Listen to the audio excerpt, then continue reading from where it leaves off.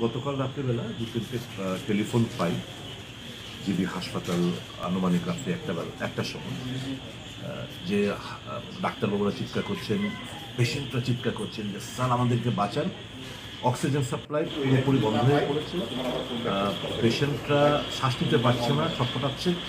আপনি দয়া করে আমরা চেষ্টা করছি বিভিন্ন জনকে যারা আধিকারিক রয়েছেন তাদের সঙ্গে যোগাযোগ করা, কিন্তু কেউই ফোন বাজছে অনেকে, কারোর সুইচ অফ, কেউই রেসপন্ড করছে না। আপনি কোনো কিছু করার থাকলে করুন। এই ফোনটাতে আমিও মানুষ মারা যাবে এরকম মৃত্যুর মিছিল সংঘটিত হয়ে পরের দিন।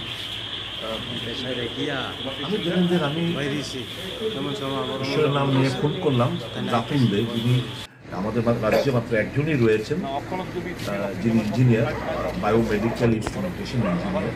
ওনাকে আমি ফোন করি এবং থ্যাংক গড উনি ফোনে আমার রেসপন্ড করেন, বলে কাকু, আমি বললাম রাতুল তুমি কী করছো? তো এই তো খেয়ে দিয়ে শুয়েছি, তুমি ড্রেস করে শীঘ্রই চলে এসো, জিবি হাসপাতালে যেতে হবে। ওখানে খবর হচ্ছে এই যে অক্সিজেন সাপ্লাই পুরোপুরি বন্ধ হয়ে পড়েছে, যারা হাসপাতালে ভর্তি অক্সিজেন পাচ্ছে না, খুব কষ্ট পাচ্ছে।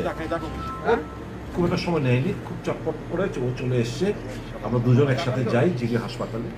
তারপর গিয়ে দেখি যে মিটারগুলোতে 000 এরকম রিডিং আসছে। তারপর আমি তো টেকনিক্যাল পোর্শনটা বুঝি না, ওর সাবজেক্ট, ওর মেন যেখানে অক্সিজেন সিলিন্ডারগুলো রাখা রয়েছে ওখানে গিয়ে দেখলো কিছুটা প্রবলেম রয়েছে। তারপর পিপি করে ভেতরে চলে যায়।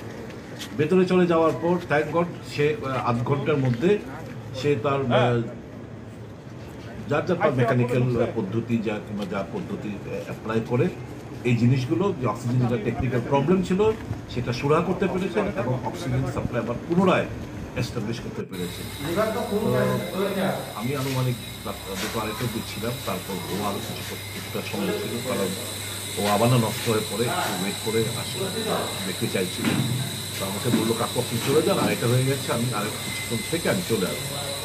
আমি ধন্যবাদ জানাবো রাতুল দেখে যে কাল রাতে ওনার প্রচেষ্টায় অক্সিজেন